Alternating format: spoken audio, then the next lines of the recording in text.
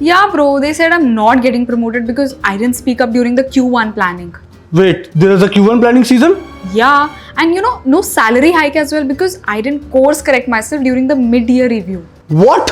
There is a mid-year review as well. Yeah, bro, you don't know about the corporate calendar. Yeah, that right there, that can definitely be you. Have you ever wondered why do people suddenly switch jobs in January? Why does everyone become quiet in December? And why does your manager suddenly become your best friend in March? Well, this is because the corporate world runs on a calendar that no one really talks about, but secretly everyone is following. And if you don't know these key months, you're either missing promotions, screwing up your salary hikes, or switching for jobs or applying for jobs at the worst possible times. But don't worry, today your fresher coach Ishita in this episode of Freshers GPT is going to break down the ultimate corporate calendar with its 10 key periods. And I'll also tell you how you need to play smart in each of these periods. So stay with me till the end because this roadmap will literally change how you plan your career and also help you strategize your entire year, whether you are a fresher or an experienced professional. So let's get started. Number 1, the annual appraisal period from March to May. Well, this is it, the Oscars of the corporate world. So all your year-long efforts get noticed here. Promotions, salary hikes, internal recognition or role changes, all of them get decided in this period. So managers are gathering data, feedbacks, performance reports, and your visibility matters here more than ever. So what you need to do in this period? Freshers, even if you are in probation or in your early months, keep a record of your work. Start asking for feedbacks, show a growth mindset so that your name is even considered for any kind of salary hikes, promotions, or even any major projects. And for experienced folks, start showcasing your wins from Jan onwards through weekly updates or project retros. Build your case with numbers like how much % of efficiency improved, revenue generated, hours saved, etc. And don't wait for your manager to notice. Show them yourself. Number 2, the best job switch period from January to Feb. New year, new budgets and new hiring plans. So what happens is post bonuses, the employees usually start resigning and the companies are also very well aware of this. So what they do is they start aggressively hiring for new projects and budgeted roles before the appraisal period. So even the HR teams are under quite a lot of pressure to fill in the positions very quickly. So you are more likely to negotiate a better pay during this period, and that is why this is the best job switch period. So what you need to do here is freshers start applying like crazy in December and January itself. Beat yourself up. Start preparing for mock interviews, start working on your resume, reach out to different recruiters on different platforms and start building your network. And HRs are hiring with fresh team budgets, so they are more open to newbies.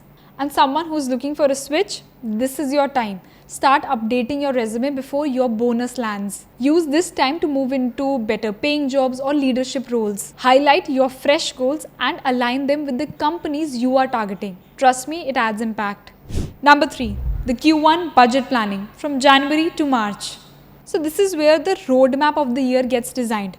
Companies set goals and allocate money. Team heads ask for budgets, tools and resources. And if you are not vocal in this period, you won't get any tools, any resources or any visibility in the future. So what you need to do here? Freshers start volunteering for new projects. Show your curiosity and initiative. Trust me, they'll remember you for this in the allocation meetings. Pitch smart ideas early and tie them to the business goals and keep the company's budget in mind. And for experienced folks, if you are supposedly working on a very high potential project, ask for visibility during planning. Show your alignment with the company's objectives. Trust me, it makes you future proof. Number 4, the mid-year review from June to July. So this is your checkpoint. It's more of like a halftime match where all your performances get recalibrated.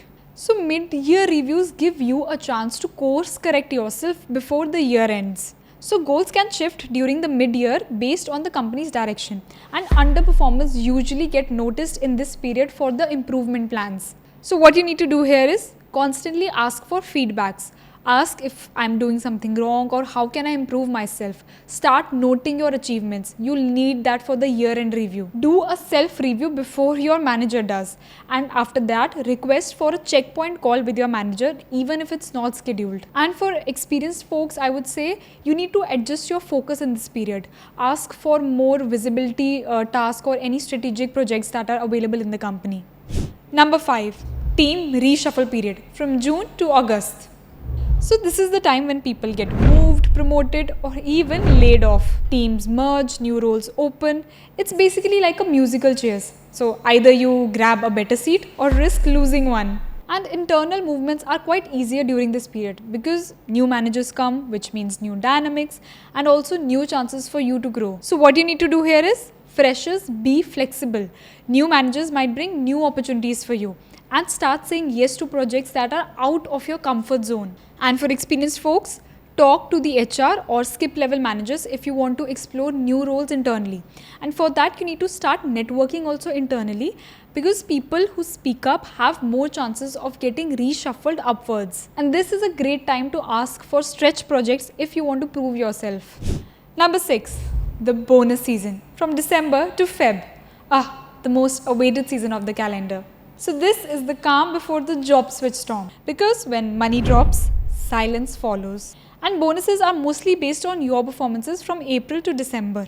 The feedback cycles, the manager ratings, all this influence your numbers massively. So freshers, you may not get a bonus very quickly, but you will get attention. So keep showing up, keep growing, and remember, the bonuses of the next year depend on this year. And for experienced folks, keep a track of all your wins in a document and don't just rely on your memory. And don't just directly ask for the bonuses, earn them as well.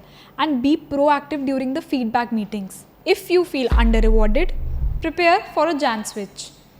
Number 7, the best vacation period from November to December. Want to disappear without affecting your work image? This is your time. The business operations slow down, the decision makers are either on a holiday or closing the year quietly. So freshers, I would personally suggest don't take a leave during your probation unless it is too necessary. But observe how your seniors plan their time. Trust me, it's a very good learning. For experienced folks, plan your leave smartly. Finish all the major deliverables before mid-November.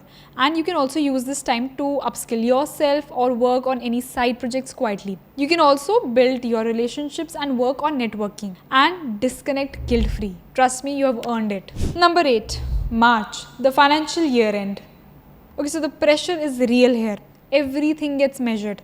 All the targets, all deals, all the finals performance numbers, they close this month. And how you perform here will impact your bonuses, your promotions and your next year projects. So freshers, finish your tasks with speed and precision. And don't you dare ghost your manager. Trust me, this is the time to over communicate. And for experienced folks, prioritize closing your important tasks over starting new ones. Communicate your status updates regularly. Submit your reports early. And personally, I would suggest don't disappear in March even if you're tired because visibility is the key here.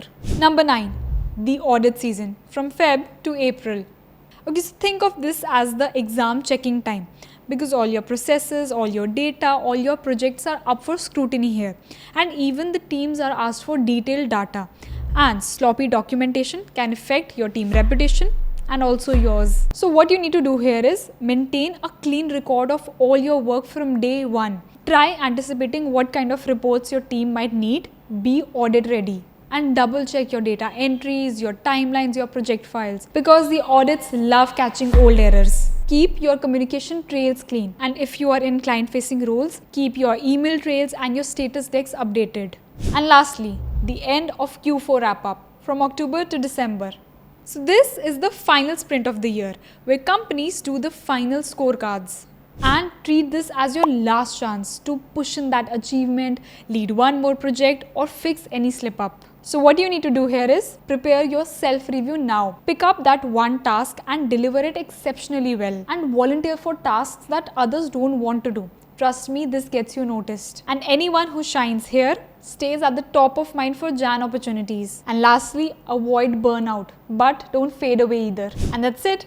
Now we come to the end of our ultimate corporate calendar and also the end of this video. And if you guys learned something new from this video, Do put a thumbs up, leave a comment and share it with your friends who you think might benefit or learn something new from this video. And before that, don't forget to subscribe to my channel and do let me know in the comments what are some other topics that you guys want me to cover in my upcoming videos, and I'll be happy to help. But till then, keep following along my content and don't forget to follow me on my Instagram as well. Stay tuned. Bye.